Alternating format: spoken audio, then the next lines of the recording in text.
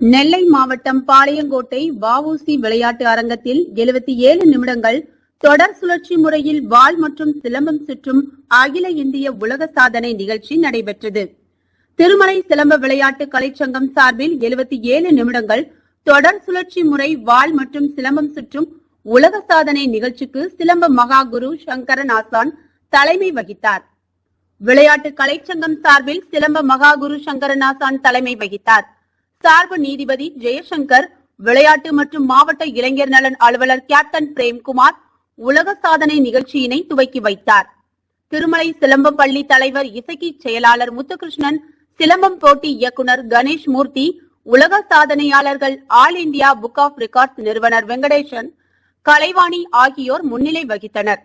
நிகழ்ச்சியில் வழக்கறிஞர்கள் சிவகணேசன், ரமேஷ் பாபு, அரசு வழக்கறிஞர்கள் கருணாநிதி உட்பட திரளானோர் கலந்து கொண்டனர்.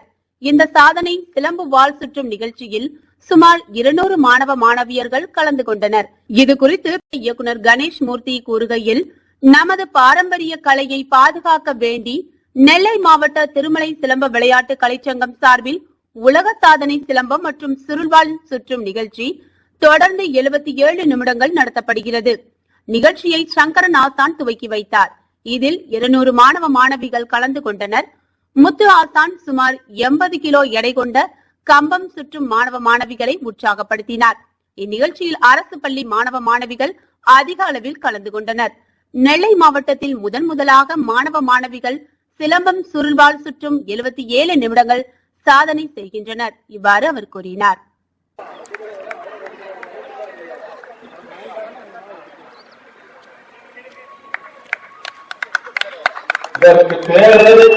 கம்பம் விளையாட்டு என்று பெயர். உற்சாக பரவசம் கொடுக்கும்படி கேட்டுக்கொள்கிறோம்.